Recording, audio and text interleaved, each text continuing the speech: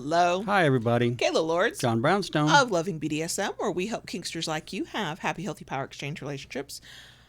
Normally, JB would normally get up if we were live streaming. Normally, we'd be live streaming.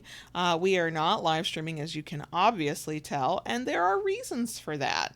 YouTube put us in a corner for a week. We've been bad. We'll talk more about that in the bonus section. Just saying.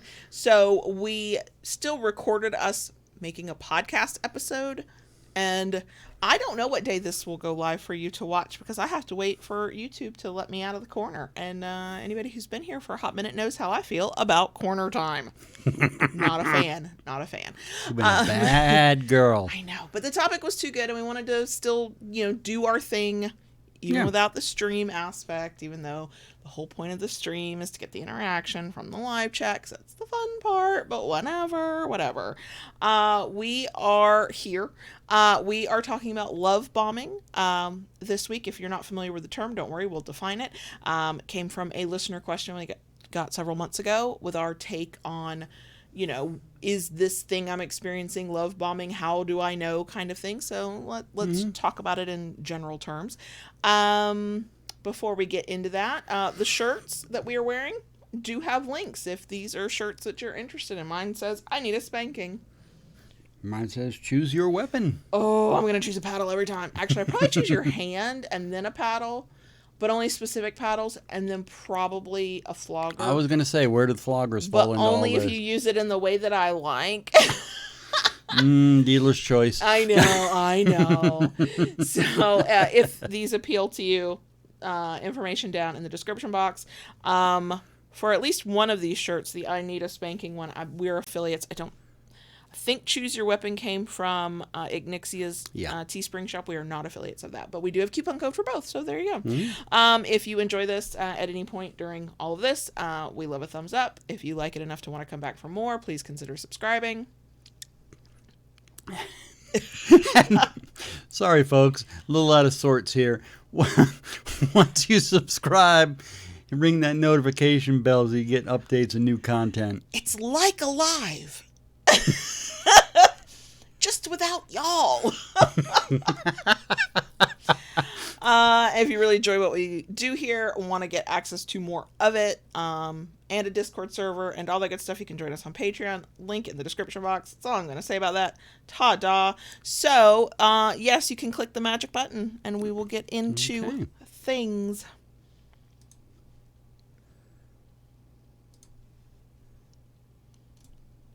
So before we get into our topic this week, big, huge OMG thank you to our sponsor this week, Beducated. Beducated is an online class platform, much like the vanilla versions that we're all familiar with. But this Beducated is about sex and kink and relationships. Oh my.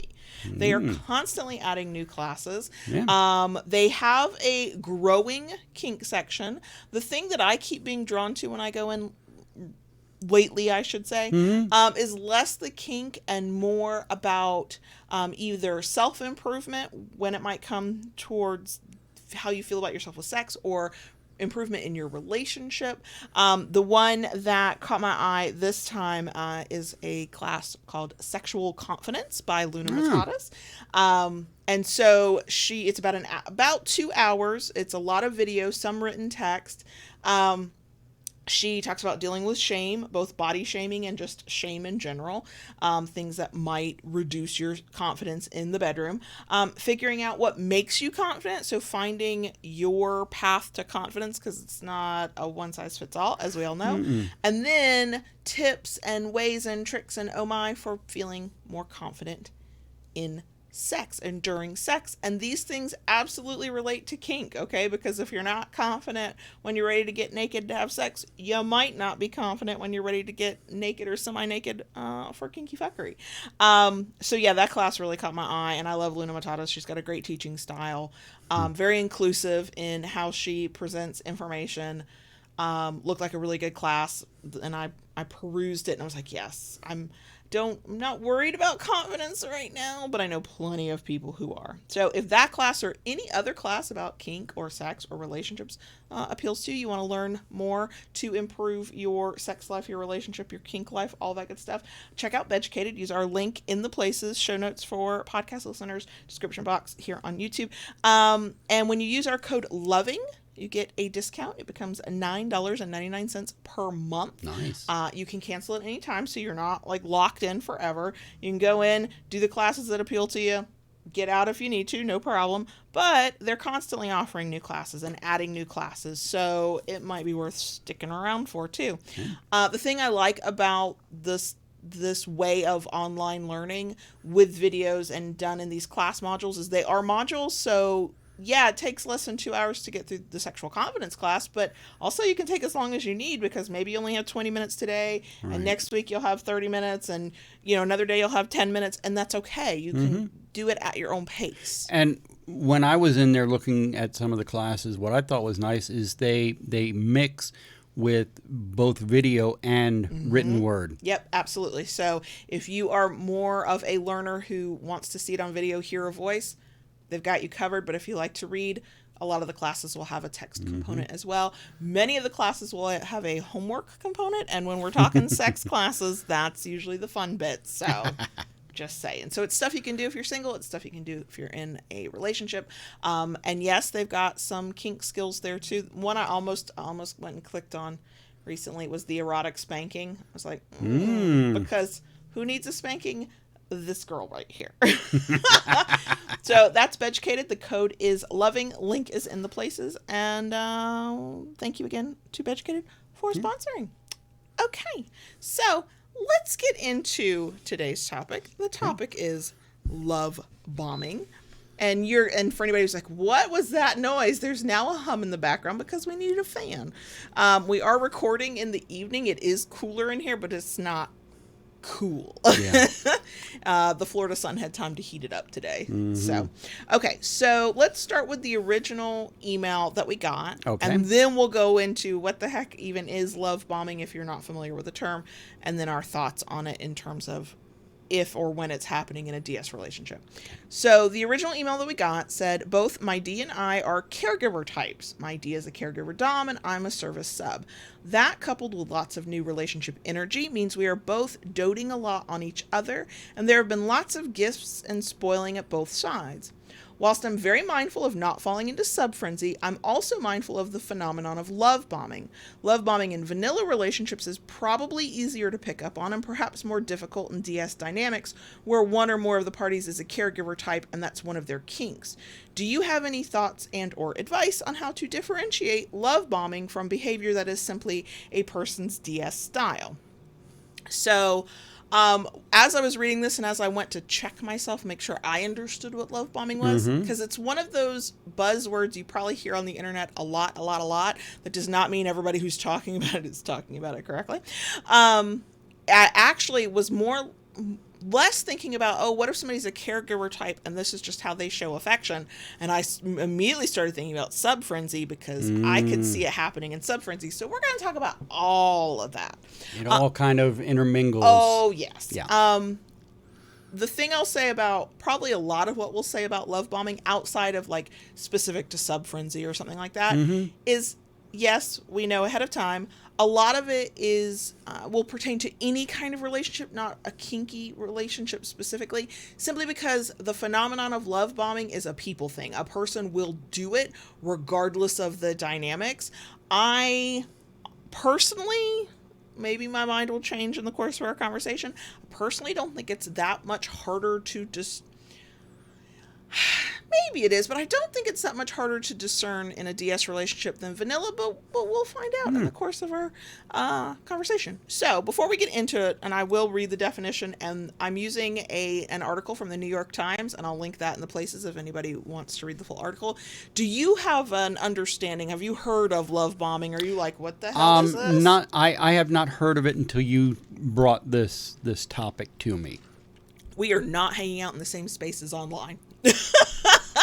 Probably But that's not. always been true. Yeah. Yours are usually much kinkier, actually, than my spaces. True. You would think that would somehow be different, but it is not. Okay, so Go figure. let's define what love bombing is. Okay. And this, I'm getting these definitions from the experts that the person who wrote the New York Times article interviewed for their article. So there will probably be some nuances, maybe some details people maybe disagree on, but this is a general definition. So a professor of psychology that they spoke to defined it this way: one partner, typically male but not exclusively, showers the other person with attention, affection, compliments, flattery, and essentially creates this context where you, the person on the receiving end, feel like you've met your soulmate, and it's effortless. The reality of this is when a person is love bombing, they are creating or manipulating the environment to look like that they are perfect for you and that you are the perfect person, and it is a form of manipulation. It is a blowing smoke up your ass. I've known you 5 minutes and I'm going to tell you how amazing you are, and they don't know you, but they're telling you all of these things that you want to hear, or they're treating their truly new partner, this happens most frequently in very new relationships, in ways that person may have always wanted to be treated and hasn't been. And it's usually very lavish. There can be a lot of money spent. There's a lot of compliments. There's a lot of attention. There's the way that I've seen it described when people tell their different stories of how they were love bombed. The internet is helpful for these things. It's constant texts and constant attention, and of course we'll go on this great date. Oh, I brought you flowers every single day for a week. And it's not that, bringing somebody flowers is a sign of love bombing, or taking somebody out to dinner, or texting them or calling them consistently, or complimenting them all the time is a single act of that's definitely love bombing. It's all of it together, usually partnered with the fact that this is a really new relationship where some of these, confessions of undying devotion and love, it's a little soon. Yeah.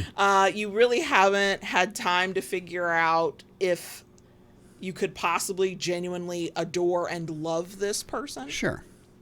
And it is often paired with then toxic behavior that at some point the love bombing will stop. And it will, in most of the ways I've heard it described, it's like a faucet turning off. Like one moment you're the most amazing creature they've ever met in their whole life, and the next moment they're not calling, they're not texting, they still want the relationship to some degree. They still sort of expect you to be on call for them and to be their partner and to be available, but the love and affection that they used to reel you in dried up.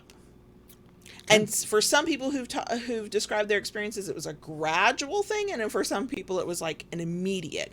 And it seems to be when they think they have you hooked. Like you're there, gotcha. You're in love with them back, you said all the words, almost like now they don't even have to try because they gotcha. In many but not all cases, these do turn into emotional abuse relationships. The person is maybe what pop culture would call a narcissist, although my minimal understanding of calling somebody a narcissist, we do need to be careful about how we use that language, because there's a narcissistic personality disorder, and much of the time people are labeled narcissist for bad toxic behaviors. Let's be real here. But they are not narcissist in the technical definition. It's just we don't probably have a good enough word for it. But narcissist is the term most people will be hearing you explain this as you're going through this definition and what it entails. One of the things that came to my mind is it sounds like a form of gaslighting. It can be. It can be. I mean, it can be gaslighting, like I'm telling you how amazing you are when I don't actually know you, but often it can be used against you later. Like, you told me I was your soulmate. I never said that. You told me you would do this thing with me. I never said that. So I think it probably could be considered a form of gaslighting, because they're telling you something that they do not mean in order to have you believe something or see the world in a certain way. The article that I used as the reference sort of lays out the different ways love bombing often occurs. The first and the most common, I think, that people would recognize if they're aware of the term is excessive attention and flattery. Like, they even said this in the article. Sometimes you get excessive attention and flattery that's genuine, and then the same exact behavior from a person who does not mean it. That's when it's love bombing and it's toxic and it's unreliable and something you can't believe. And it is very difficult sometimes to know the difference between the two. You know, are they being genuine and they're just way over eager? Are they love bombing, and is this something I need to run from? That's really the conversation we can have about this.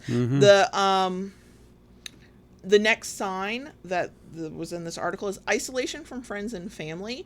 I think many of us are more aware of the kind of isolation of, I don't want you seeing them, and especially in a power exchange relationship where a dominant will, be given that power over somebody and saying they're not good for you, you don't need to see them. In love bombing, it may be a little bit more subtle, and even in a bad situation where somebody's trying to separate you from your family, they can still be subtle about it, but it's basically that they want to spend all of their time with you, and they don't want you spending time with anybody else because you are all that they need, and so they should be all that you need. And it's just this dramatic, overly exaggerated. The moment I start reading the description of what love bombing is, all of my spidey senses are going off, and my trust issues have just like come straight to the front, and I'm like, because I've tried to think, have I ever been love bombed and did not realize it? And I'm looking back and I'm like,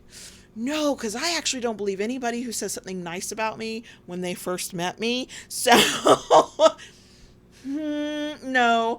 But yeah, so the wanting to, and again, it's one of those things where in a genuine person and in a new relationship energy, you both might genuinely want to spend all of your time together. And it's a really subtle, insidious thing that you might not catch as part of love bombing until you look back on it. Right. Sort of like when we've talked about subfrenzy, you might not know you're in subfrenzy until you look back on it. So here's the way I kind of see it. With new relationship energy, yes, you want to spend time with the person. But I know for me, what it kind of comes down to is I want to get to know that person. I want to get to know who they are in depth. What kind of food do you like? What's some of your favorite drinks? What movies do you want to watch? Do you like the Marvel universe? Do you like the DC universe? I mean, I feel like that can absolutely be a question of how you weed out people. I'm sorry if you tell me you love the DC universe. I'm looking at you with side eye because I'm skeptical now. Sorry. But I mean, kind of putting some of this into a nutshell. I mean, NRE, you're getting to know somebody and build an relationship. Time it's an exciting, and with love bombing, you're just bombing this person with praise. I think it's a bit like when it's coming at you, and it's not, I don't think it's something that everybody will recognize as it's happening. They might see it and look back and go, ooh, okay, that's what that was. I imagine it's a bit like drinking from a fire hose. Like, it's a lot. It's an overwhelming amount. One of the other things that can be considered a sign of love bombing is over-the-top gifts. Again, if we just met yesterday and you're offering to buy me a car, I mean, the mercenary part of me is like, is my name on the title? Because maybe so. But also, what is your motivation for that? Like, what is it? Yeah. What is going on with that person that if it's not love bombing, that they think that is the way to do something? The conversation I want to have today is not about the motivations of the person love bombing and trying to like fix them. It's more on the side of, if you think you're being love bombed, like let's think through this. But if I'm looking at a person who's behaving that way in an effort to love bomb, I'm like, but this doesn't even make sense to me. Again, I know it's my trust issues, because if I can't handle a compliment on the first day, I can't take a car or a, weekend getaway on the second day, because I don't know you yet. Right. That being said, I know not everybody sees the world the way I do, and that's fine. That's probably okay too. But that's, my first thought when I think about love bombing, if somebody is thinking, how do I prevent this from happening, right? Mm-hmm. My first answer is, I need you to develop some trust issues. I just need you to question why somebody within 5 minutes of meeting you is telling you all this good stuff about you, which may actually be true, but they don't know you well enough to be able to make an honest assessment. Now, looking at what love bombing is, we go back to that original question where the person who emailed was like, we're both caregiver types. We want to give. There's definitely new relationship energy. How do we know whether, are we love bombing one another? My first thought is, in most cases, when it's reciprocal, I don't think it's 99.9% of the time. I don't think it's not going to be love bombing. If they're giving and you're receiving and you're giving and they're receiving, and it's this back and forth, even if it's over the top and really soon, and it's the excitement of new relationship energy, and it's part of your personality that you want to shower your partner with flattery and gifts even early on in a relationship, I think that's the difference. Is is there an exchange happening here? There is a huge difference from having that new relationship energy and wanting to meet somebody for coffee so you can hang out with them and talk to them, or go to dinner or go to a movie over, a weekend getaway to the Caribbean kind of thing. I think I can say most of us are reasonable adults that even with NRE, there comes a point where one, you have to live your life, you have your job, you have some people have family, fur babies maybe even, you have to take care of things, so it can't be every day that you're running off to do something. Right. So, and then you get, if you're into someone who's poly, what are you going to do? Just discard, right, one partner just to focus on this other. Another thing that comes to mind with me in all this is one of those things, an old saying, if it's too good to be true. Oh yeah, I don't trust anything that feels too good to be true. Yeah. That's kind of something is this real? Is it, this is really kind of too good to be true. I mean, to a certain extent, I think we all have a desire to be praised to some extent. But when it is something that is just so constant, so, overwhelming. And I think that's the key. Is the attention you're receiving from a person overwhelming in their affection? Based on, again, limited understanding from things I've heard and read, this article, other accounts that people have talked about their experience with love bombing, it tends to be immediate, soon, sooner than you would imagine.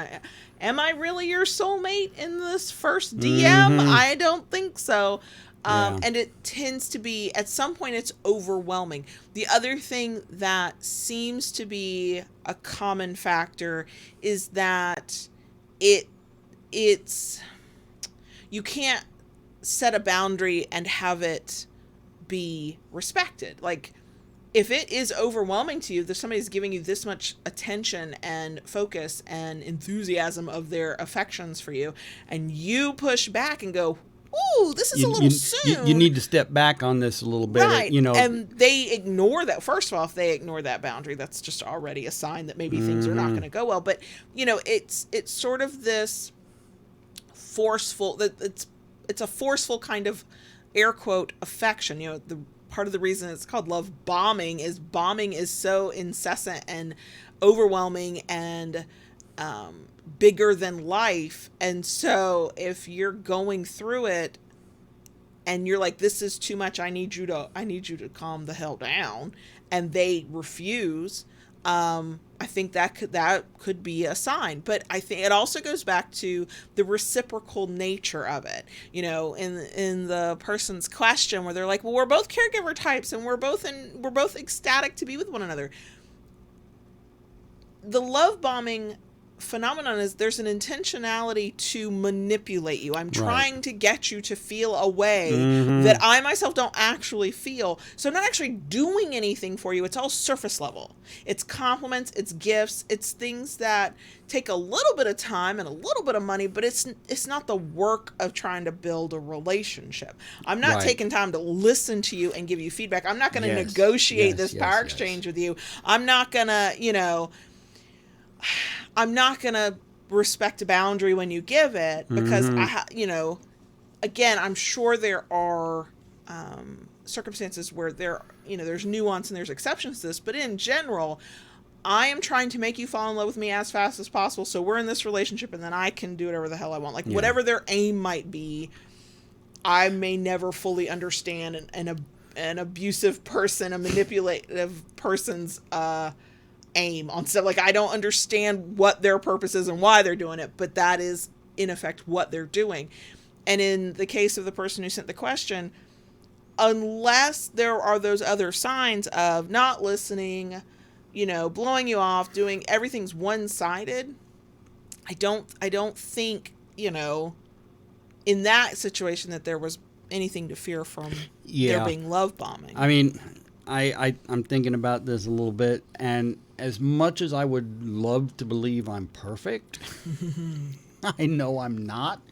So, if someone starts pouring all this praise on me, oh, you're this, you're that. One of the things I told you early in the beginning of our relationship was, do not put me on a pedestal, because I am going to screw up at some point. And you know what? I think love bombing makes you feel like you've been put up on a pedestal, but it's a paper mache pedestal. It's a shaky pedestal. It's not a real pedestal. And, if someone were to start pouring all this praise, I think I'd raise a little side eye. Right. And I think that if you have that reaction, go with your gut, because I know what a lot of people do is they'll go, oh, well, I had that reaction. Should I have? What if they were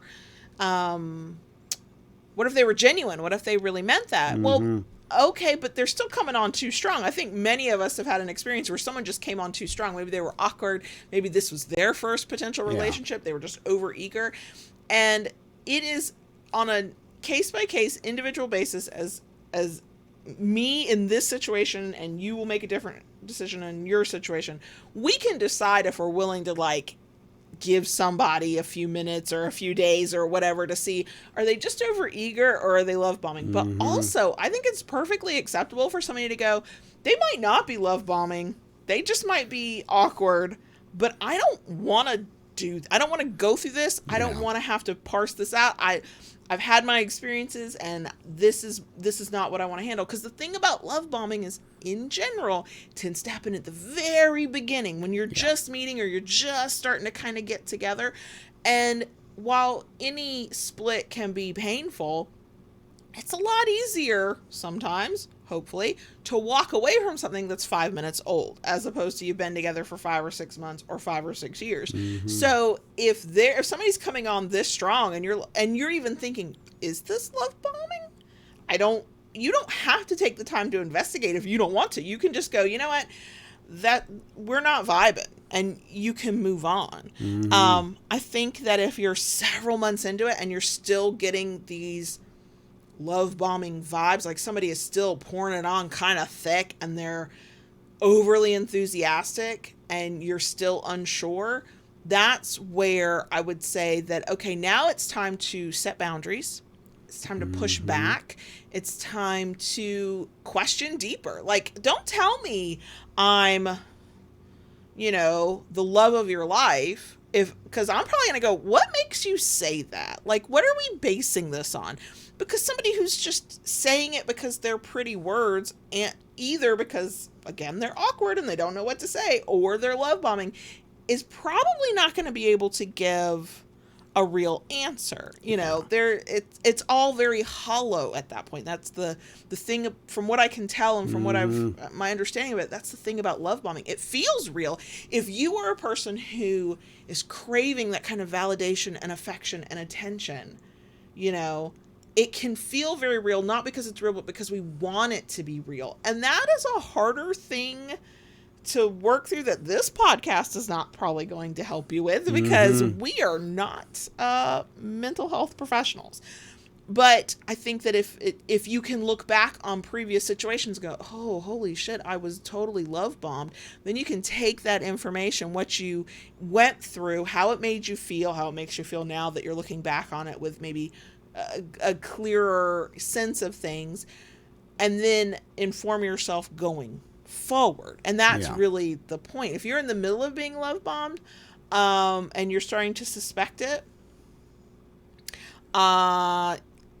push back a little bit, see what happens. Because the thing is I don't trust words. Words are too fucking easy. Anybody can say anything. It's actions that speak louder than words. And actions are important, but what's the most important to me? It's patterns. It's patterns of behavior. Because anybody can do the right thing one time, but can you do it over and over again? Can you do it when you're tired? Can you do it when we're cranky with one another? Can't you, who are you really? And that's, and I know not everybody sees the world that way. And I know that not everybody should see the world that way. But, I feel like if you're like, oh, am I being love bombed? That's the thing I would tell you to do. Ignore their fucking words. Their words don't matter. Their actions are important. But it's what is repeatable. What are they doing that's repeatable? If they can accept a boundary one time and then they're constantly forgetting and you're constantly reminding, well, that's the pattern. They can do it once because you pushed a little hard, because they wanted to appease you. They wanted you to feel a little bit better about the situation, but they didn't care enough to actually attempt to remember. Right. And that's the pattern, right? Like, I saw somebody say this online and I was like, that's so true. It's like, I'll set this boundary with you once. I will remind you once after that, because everybody gets to forget. Sure. After that, I'm probably not. Now, you and I, almost 10 years in, I'm going to give you more grace. Okay. I'm going to be like, it's been 6 years since we had this conversation. He's going to need a couple reminders, or I'm going to look at the context of it. But when we're talking new relationships and they have not proven themselves to you, they do not have that history with you. No. So that would be the thing I would say. Yeah.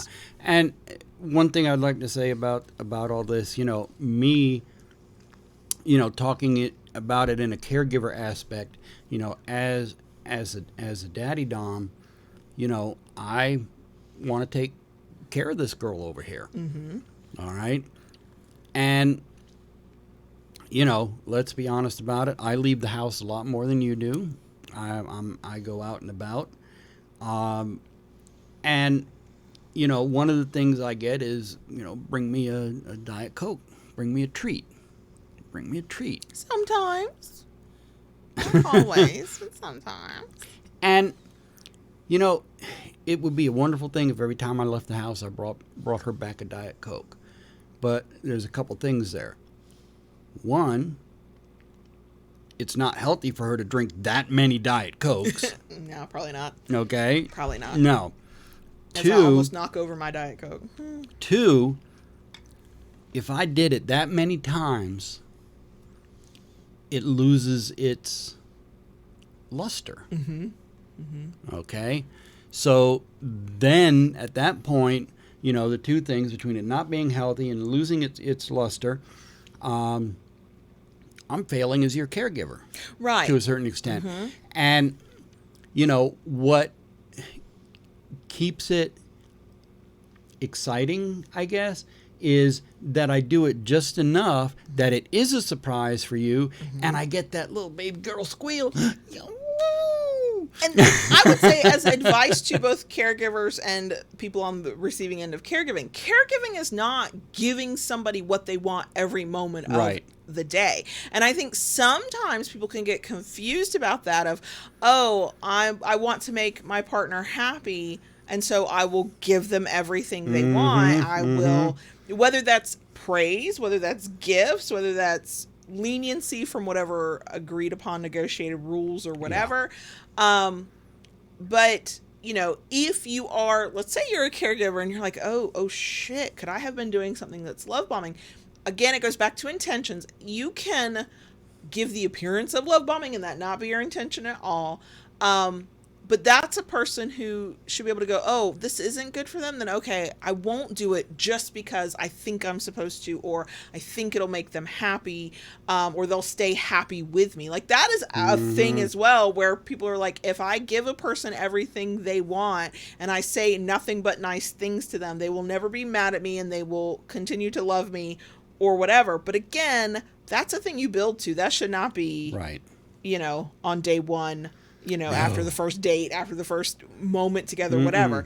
So I think there's, you know, there's the nuance there. But that's, you know, if you're wondering, oh my gosh, my dominant partner's really lenient and affectionate with me, does this mean I'm being love bombed? Well, do they put limits on stuff? Do they tell you no sometimes? Do they respect your autonomy? I mean, part of being a caregiver is doing the hard thing and saying no sometimes. Okay. You know, as much as Kayla and I spend time together, we work together, we live together, we have a family together, we each go off and do our own things. You know, we are not constantly on top of each other. And going into a little different spin on this, you know, which to me is very scary. And I think back on how many times over the years I've heard people say this. Well, you know, with the way things develop between this person and I became alienated from my friends. And that is a sign of love bombing. And in kink, that is extremely dangerous. Okay?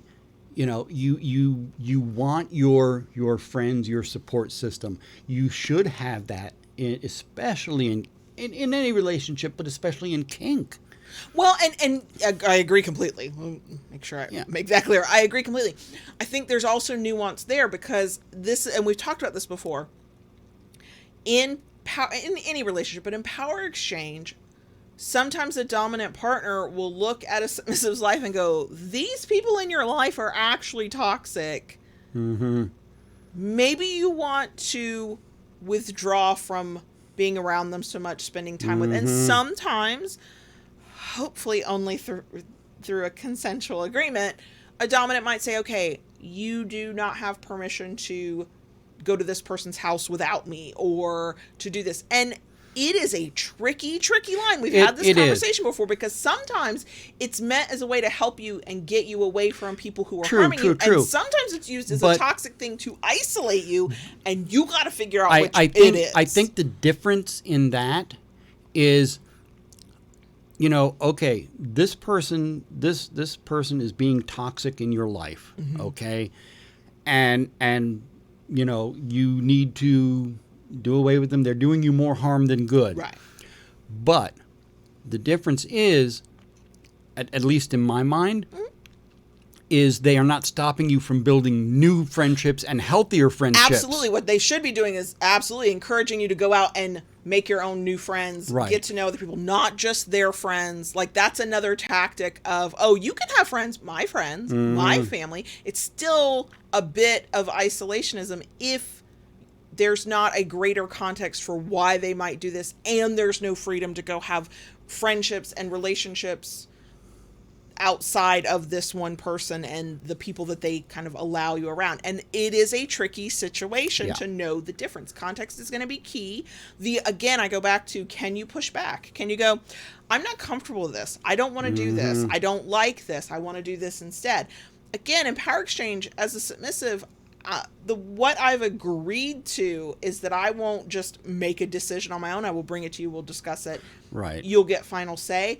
But also the reality of life is technically I could go, I know that's what we agreed to do, but that's not what we're doing anymore. I have that freedom to do that. It's the ability to negotiate, to say no, and compromise. Right. And if you're trying to, if you've got a partner who's being super affectionate and telling you it's all in your best interest and they just adore you so much, but they're not negotiating with you and they're not honoring and respecting your wants, your needs, your voice in the relationship, then they're not actually doing it for you. It's a controlling thing that goes well beyond the whole negotiated consensual power exchange.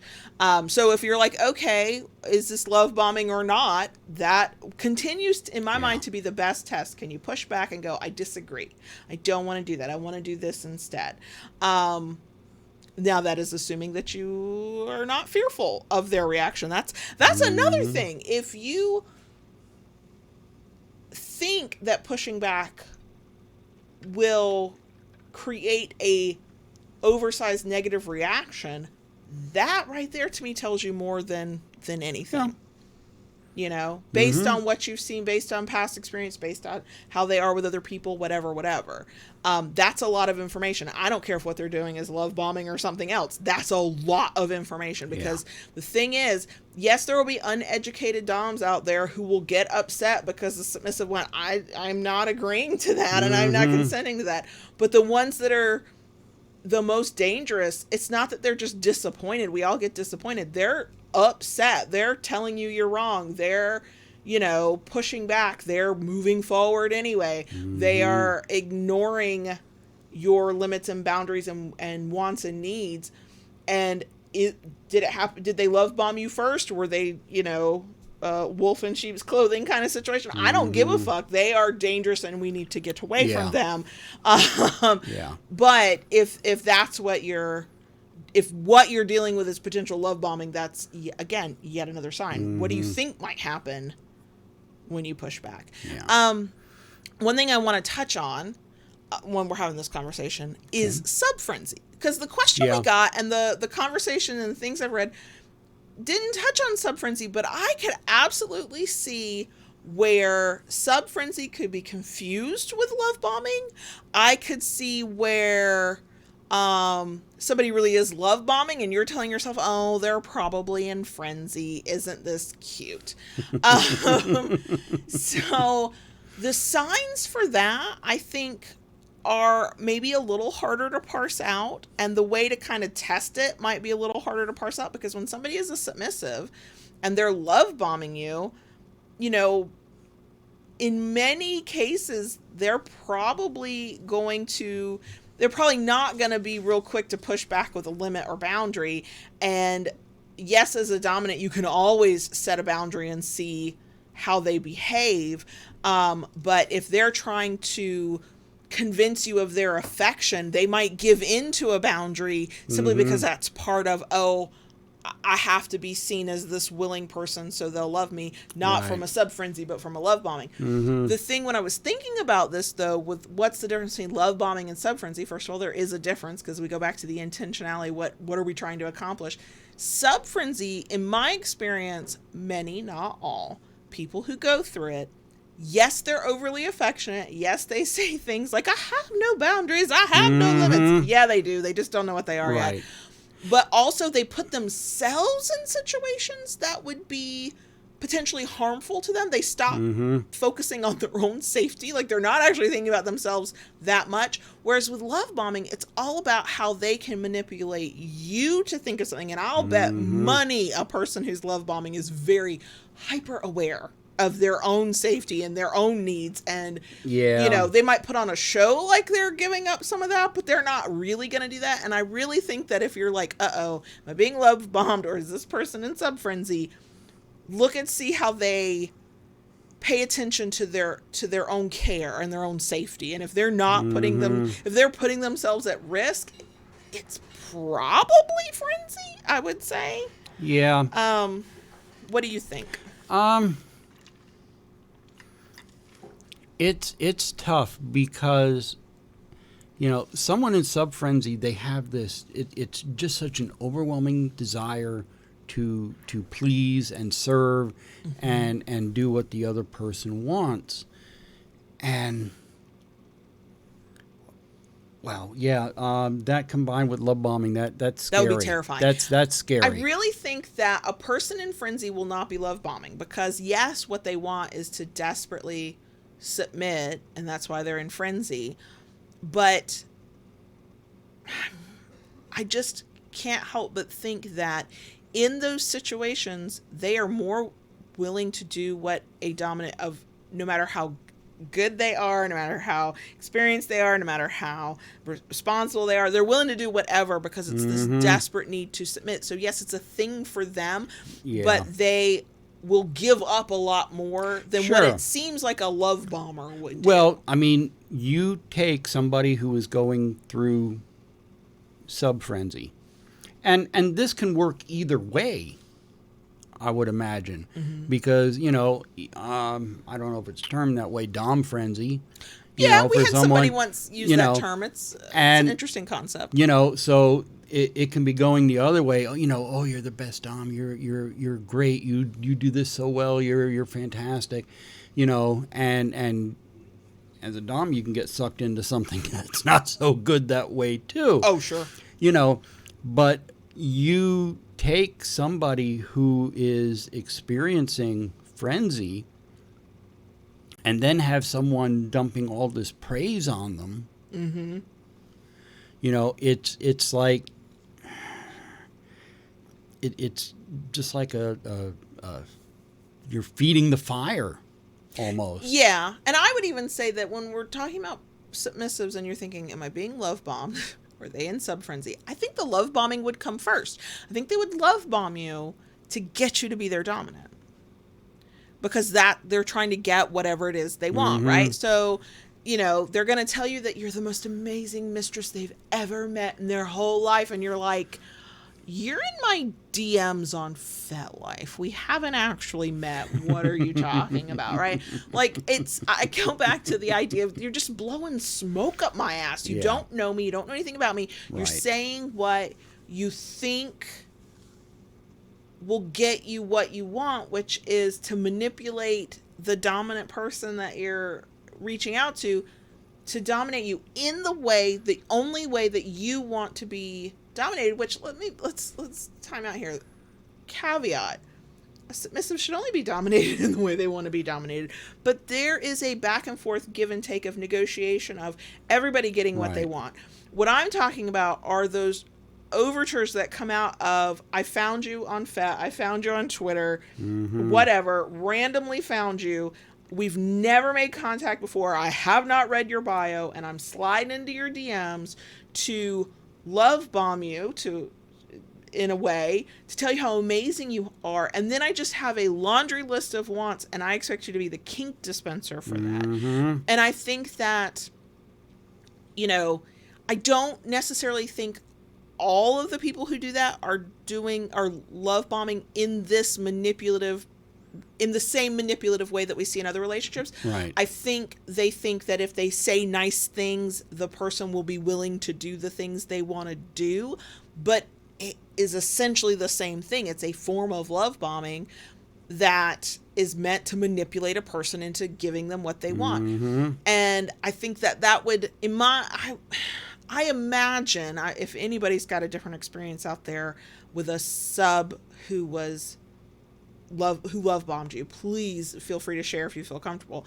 But I think the love bombing would come first because it's a way to manipulate a person. And sub frenzy, a person could be in frenzy while they're like potentially meeting a dom and like getting to know them, but they're so excited to submit. It's not that they're gonna necessarily manipulate you so that you will like them. It's more that they will skip steps of negotiating their own limits, or they're just overly eager to do the thing you want them to do. Whereas with love bombing, it's a lot I think it would be a lot less of doing what a dominant wants to do and the submissive making sure they only get what they want with no care to what the person they're love bombing, the dominant that they're love bombing wants. Does that make sense? I think so, yeah. I feel like I've talked in a circle. It makes sense in my head. I don't know if the words are coming out right. I have no doubt people on both sides of the slash love bomb and get love bombed. No doubt about it all, because it's a human thing. It's a person thing. It's an abuse tactic. It's manipulative. People are people. I don't care, in or out of the kink community. I think it probably presents differently depending on who is doing it. Dom or sub. Put air quotes around that. If they're love bombing, we're not going to call them real doms or subs. I think it would absolutely look differently. I'm sure somebody out there can cite a thing and say, no, this is possible. But my mind finds it hard to wrap around the idea that people could love bomb one another. Because the thing about love bombing is there's no reciprocation. Yeah. Or there's no room for it, because the whole purpose of it is to overwhelm you with affection so you will feel the way they want you to feel. And then they can stop doing anything because they gotcha, Now, whereas if you're reciprocating, it's a give and take at that point. Yeah. Now here's something I thought about, and I'd like to see what you think about this. Someone who has a praise kink that's being love bombed. I bet that would be really tough. See, here's the thing, and there will be exceptions to every rule, and everything we say there's an exception. But a person with a praise kink, I think is like any other kink. Context is king. So I love impact play. I do not want to be hit randomly at random times that I find inappropriate, right? I have a mild praise kink, but there are times when the words might sound good, but I don't want to hear those words at this time. It's the wrong time, the wrong time and place. And so I think that, could somebody with a praise kink be lured in? Sure. But I think that just like every other kink, the vast majority of people can be caught off guard. It will be done at the wrong time, and they'll be like, are you trying to hit my kink here? Because this is the wrong time and place, This doesn't fit. I'm not in the mood. Like, okay. I praise kink is a little bit different than the kinks that require physical action, because with a praise kink, if you hear the right words at the right time by the right person, sometimes it doesn't matter where you are, you have a reaction. But I still think that there will absolutely be times when a person's like, we've ticked 2 of those 3 boxes. It's the right words and it's the right person and it's not the right place. What are you doing here? And so I think for some people it might be harder to parse that out. But I think that a person will overplay their hand. A love bomber will say the overly affectionate thing at the wrong time, and it will sound off to a person. And or if somebody with a strong praise king is like, holy shit, am I being love bombed? I think the first and easiest step, assuming safety, is set a boundary, set a limit, say, to push back a little bit and go, no. The other thing is also ask questions, like get in the weeds with them of why are they saying this thing to you? Because if you have only known me 5 minutes and you happen to know I have a praise kink, where's this coming from? Because again, praise, from my perspective as somebody who gets off on praise at times, if I don't believe the person saying it, it doesn't have the same power over me. It's not like a random person can say the right words. I'm like, ooh, like, no. Context is everything. And that is both time and place and location and tone, and also who is saying it and how much trust have we developed so I believe them when they say it. Yeah. So yeah, I think that is something to definitely consider. I think, again, it's one of those retrospective things where you're like, oh shit, did I get love bombed? Is that what happened there? And you, again, look back and go, yes, no, maybe. Here's what I might do differently in the future if presented with something similar. Right.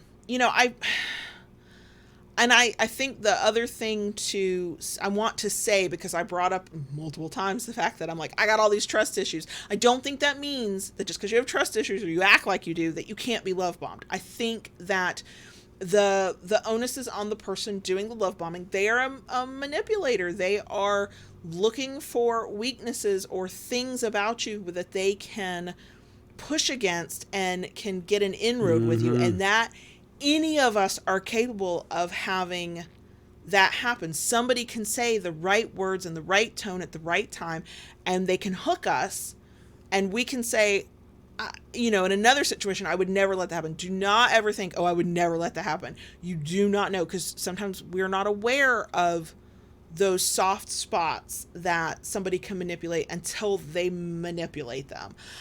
Just because I haven't had it happen in memory that I can think of does not mean that I couldn't be susceptible to it at another point, because what these people are doing is they're giving or pretending to give validation that people might crave, acceptance, love, affection, time, attention.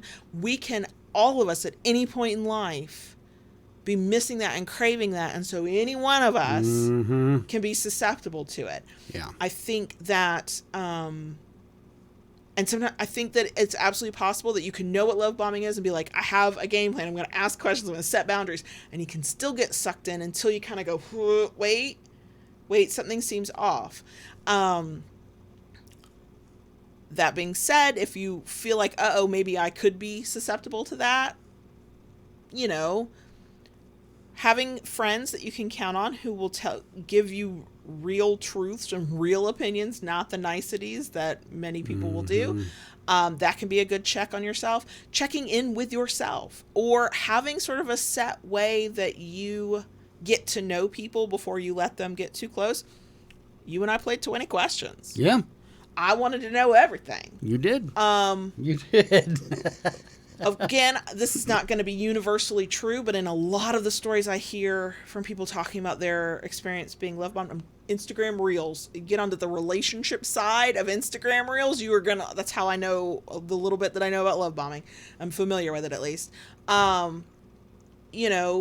Love bombers don't want you to go deep with them because they're superficial. They're doing it for an outcome that benefits them, and it doesn't mean anything. They're only 90, some percentage of the time, they're only going to give you superficial reasons because they don't know you well enough to give you good reasons. So if you're like, okay, how can I maybe, prevent this from happening a little bit better, dig deep. Like, ask tough questions if you can. I know that's hard. It feels confrontational. I think it helped that you and I met and kind of started connecting when we did, because I had I don't give a fuck attitude. I had my heart broken. I was miserable. I convinced myself that I'd date around, I'd have sex. I'm like, I would get kinky, but I was not getting into a serious relationship. Hell the fuck no. And so I was at a point then where I wasn't trying to convince somebody to like me. I was willing to just kind of be as blunt and straightforward, which is not my style. The social anxiety that I walk around with on a daily basis does not allow me to easily be very straightforward and blunt with somebody I have just met. Like, not at all. But it worked. And now that I have the experience of knowing that it worked, because it's real easy to weed out people who are going to be, even if they're not trying to love bomb you, they're just going to be superficial with you. Ask them a deep question. Most of them are going to run, but those are just, and again, let me just say, those are some things to try if you think about it. But somebody who is, got experience manipulating people, they can get lucky with you, and I'll put air quotes on that word, lucky with you, and hit a sore spot you didn't even know you had. So don't ever let yourself get too overconfident that could never happen to you. It absolutely could. If it's happened to you in the past, I'm so sorry. I can only imagine there'd be a sense of betrayal. How you could believe somebody who said nice things about you later, I would imagine that would be difficult. I want people to have trust issues, but I don't want you to have to go through hell to get them. Unfortunately, the way most of us get our trust issues is by going through hell. But no, I absolutely think it could happen to anybody. We just have to be more careful and when we're in the right mindset, to be very intentional and to bring our questions and kind of go in eyes wide open. As much as you can, as best as you can. And if you catch it after the fact, like you've been talking to somebody or dating somebody or hooking up with somebody for a week, 2 weeks, maybe a month, and you're like, but this is a lot. Like, what? This is just a lot. It's okay to be in it and go, something's not right here, and start pumping the brakes and asking those questions. Like, yeah. I mean, I think one of the most telling points of it is, if you tell the person, hey, I need you to back off. I need you to, not so much. It's overwhelming. If they respect the boundaries. Yep. I think that will not be 100% always foolproof way, but man, that's a good test. That's a good test. Start setting some boundaries that weren't there before. Start asking some questions you hadn't asked before. Start being skeptical. Most people, even if you're not in a love bombing situation, most people will start showing their true colors because they'll start showing what they can and can't handle from you. Right. And yeah. So yeah, if you're like, how do I know? Set a boundary, see what happens. I think that if you go back to our subfrenzy versus love bombing, how to tell, are they putting themselves in harm's way? Most people who are seeking to manipulate to ultimately get what they want, most people are not going to put themselves in genuine harm's way. Like, they might pretend, that flogger is so scary. No. They're that's the thing I think is a hallmark of subfrenzy. That is why we end up having to talk about that so often, is because submissives who go into it will make poor decisions that will actively potentially harm them. And somebody who's manipulating you for their own personal gain, they're not going to do that consistently. They might do a fake out once to make you go, oh no, they're looking out for number one, and they are number one no matter what they're telling you. So I think that, go back to the original question, somebody being a caregiver and enthusiastically wanting to give care, especially at the beginning of a relationship, that, again, the test is set a boundary, but also caregivers who have gained some experience and knowledge on what it can mean to be a good caregiver. And that's not necessarily as a dominant. Like, you get that experience when you take care of a pet, when you take care of another human being, right? They know that they have to say no sometimes. They know that they cannot give in. And so if somebody's giving in all of the time, as a caregiver or in service, it's not necessarily love bombing. It could be that they don't understand that sometimes the right way to show that you care is to tell somebody no. So I think, again, the test goes back to set a boundary. Ask deep questions and set a boundary. So I have no doubt there's a ton we could say about love bombing. Yeah. As it's not something that we are intimately familiar with, not much more to say. I absolutely encourage anybody who's got insight, whether it's a professional insight or just personal experience with love bombing, feel free to reach out. Email will always be best. FetLife DMs are a distant second, but yeah, reach out in whatever way that we're connected, and feel free to share your stories. We want to learn. We like to expand our horizons and our viewpoints on things. And there's, no doubt, some things we did not think of, or absolutely other ways to handle things that just didn't occur to us. So, that is it, and we can do a bonus section. Okay. Yeah. So are we good? I don't know. I never know. Keep it kinky, y'all. And we'll see you next week. Daddy. You're jumping the gun there a little bit again, baby girl. You started writing. I waited for you to start writing. When I am done writing, girl. I know that's what you've said. But I don't think I've ever actually done that. The silence, the gap in time is unbearable. I feel eyes on us. I feel ears like leaning in, going, are they ever going to speak again? Have they abandoned us? So I have to say something. But I have learned to wait until you're actually writing something down. So I feel like that's progress. And also, I'm not doing it for me. I'm doing it for the crickets who don't want to feel abandoned. Okay. So now I know moving forward what I am going to do. Oh, God. And I'm terrified. So can we get back to the point at hand? May I please talk to the cricket? Now you may. Thank you. I would also like to point out that I don't immediately just start talking to them. I'm talking to you, and I am waiting for permission. And I feel like that should count as well. I do. I think that there are brownie points in there somewhere. I genuinely feel that way, even though you're giving me that look. Podcast listeners, if you're like, wow, it got hot in here, you know what look I'm getting. I love you, Daddy. There's 2 things I'm going to start doing now. And I'm terrified times 2. So, for the bonus section, can I complain? Minimally, because I don't want them to... You don't want the crickets to jump away? No, not the crickets. Oh, you don't want the YouTube gods to put us back in the corner? The big sandbox keeper put us back in the corner for any reason. See, now you know why I dislike corner time so much. Isn't this unbearable? This is awful. Why would we do this to anybody? Nobody should get corner time ever. Baby girl's down with corner time. I'm gonna organize all the people who get corner time. I have a very good reason for you to get corner time. No, I'm already in the corner and I'm annoyed. That's not a corner. I have a very good corner that is special just for you. YouTube's proverbial corner, and I am unhappy. I give a shit about them. This is my corner we're talking about.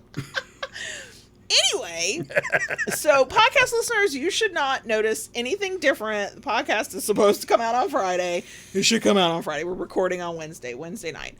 If you happen to be watching us on YouTube, or normally you would go watch the live stream on Wednesday, you're probably like, but you weren't there. All they heard were crickets. The crickets heard crickets. We know we weren't there, and it is technically my fault because I even had the moment of, ooh, I probably shouldn't do this, but also it's the bullshit of social media and media platforms like being ridiculous, especially when it comes to sex. So here's what happened. I know. First Saturday of the month is the live stream Q&A that we do for our Patreon community. And in that, and we answer questions, and we stream for an hour, and it is good time. Well, in that, somebody asked a question about, being able to see more people like them in kink and it being discouraging that they don't. And part of our answer is you got to seek out the kinds of content if you choose to be online, interacting as a kinkster. You need to seek out the types of content that are more affirming, that speak to you, that are not the, airbrushed fantasy that nobody can live up to.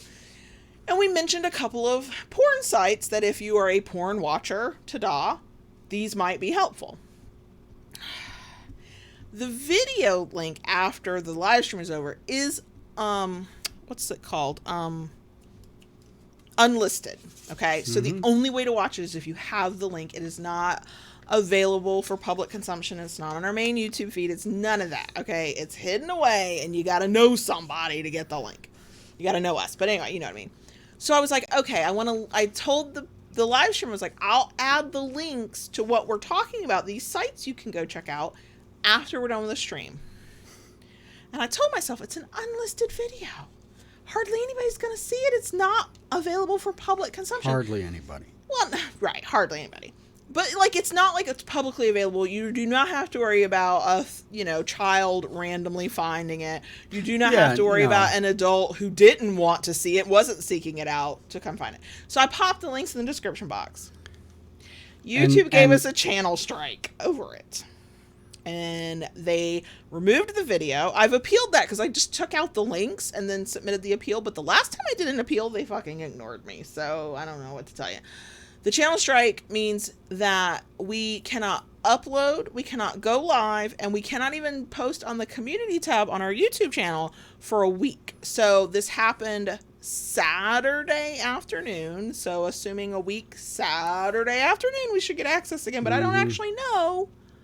And do I know that I purposely, like, I even told myself, should I do this? Is this the right decision? And I went, it should be fine. I think whenever you have to say to yourself, it should be fine, it will not be fine. That is the lesson I fucking learned here. So if you're ever like, why are they spelling out URLs and not just creating a hyperlink? That's why. It might show a boobie, and God help us, we don't want anybody to click on anything and see a penis, a vulva, two people with some assortment of those parts coming together. Like, no. That would be somehow wrong. On a video where the only way somebody could see it is if they were given access to it and it's not available for public consumption.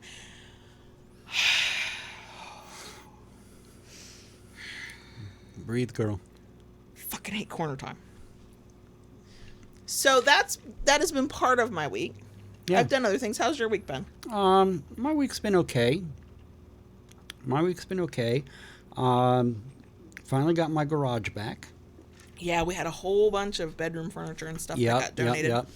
And they came Tuesday and picked it up, and it was like, oh my gosh, my world has been opened. Mm-hmm. Mm-hmm. Yeah, the youngest finally, he got to a point, he outgrew the furniture. Yeah, it was a bunk bed setup that was a really nice one that his grandma bought for him and his brother several years ago.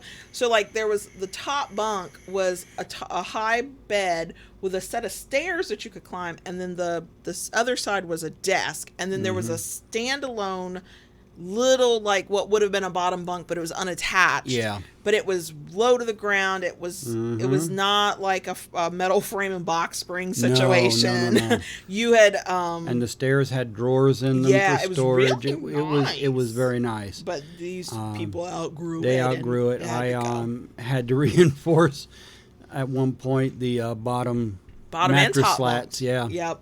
Yeah, because you put the mattress basically on some slats of wood, and even though this was like considered a nice set that my mom bought for the boys several years ago, it only had like 4 pieces of wood to reinforce it, and they were thin. And so while the kids were little and like weighed, 50 pounds, it was fine. But these children grew. Yeah.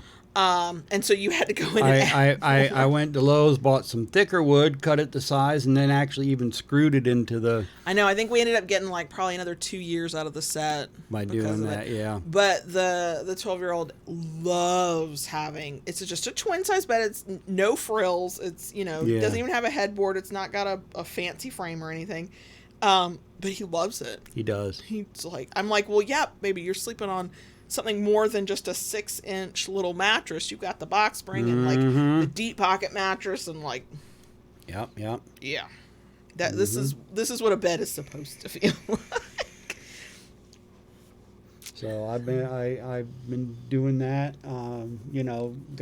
Got my garage back, and I've just been plugging along working. I'm hoping to go to the sawmill this weekend. Have you called the man at the sawmill? I'll call him tomorrow. Okay. I don't have to go, do I? Please don't make me go. He's a nice man. But if you catch him at the wrong time, you can get stuck there for an hour and a half just chit-chatting. What is that face? He's making podcast listeners, you can't see it, but he's making a face. What is that face for? I'll give you a choice. Oh, goddamn. I'll give you a choice. Sadist giving somebody a choice. Corner time. No! Or going to the sawmill with me. Corner time for what, though? Please tell me what rule has been broken, what infraction has occurred. You didn't wait till I wrote the number down, and you admitted it is on video, it is on audio recording. 309 episodes prior to this, there should have been corner time. Are you kidding me? And if I recall, the first time, however many episodes ago it was, that you were like, you have to wait till I write down the numbers. You did not say comma, or there will be consequences. So you can't just be adding consequences now. You're going to pop a blood vessel. Take a breath, man. Take a breath. I'm sorry.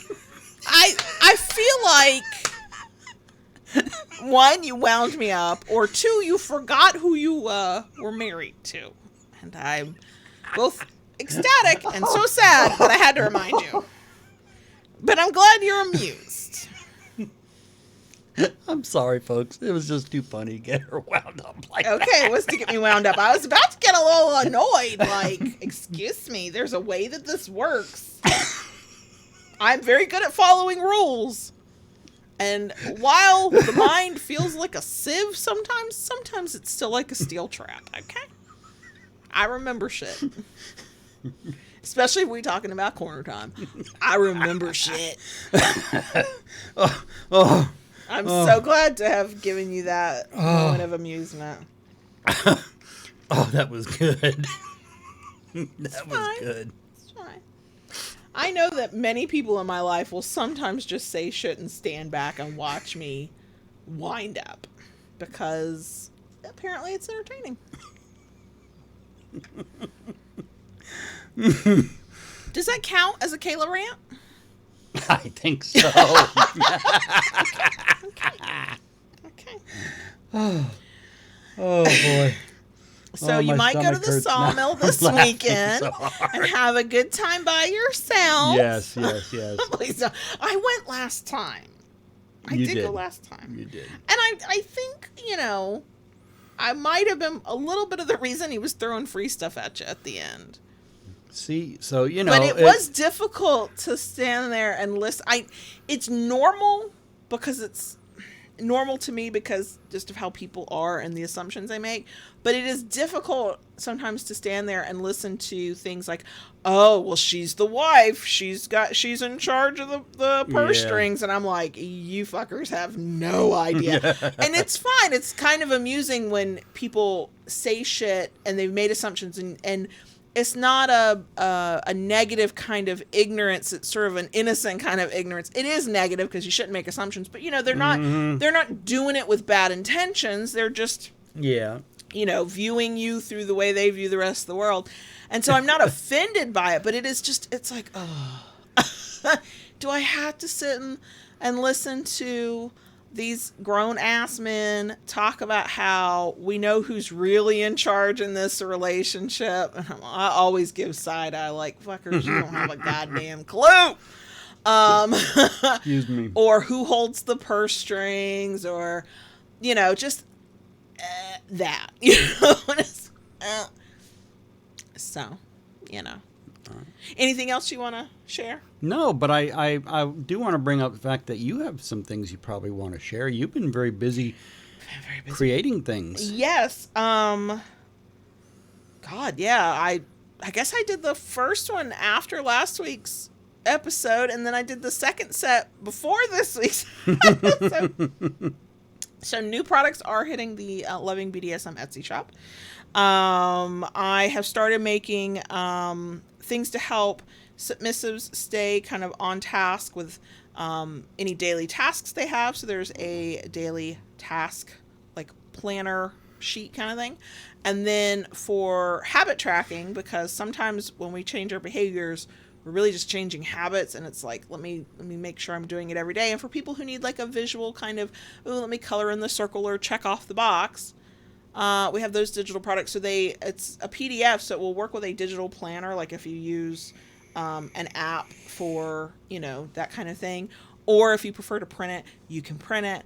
The first one used really cool kink focused artwork that I bought with a commercial license to be allowed to use for this.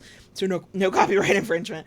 That say things like good girl and slut in training, which that will be a sticker eventually. So when she showed me the artwork, I was just blown away. Oh my God. It is so amazing good. stuff. Props really, to really the amazing artist, stuff. For sure. Yes. But that was the first one. So I'm doing sets of these, selling them individually, but doing sets of them in different themes. So the first one we called the Slut in Training because that was one of the graphics that was available. I was like, hell yeah.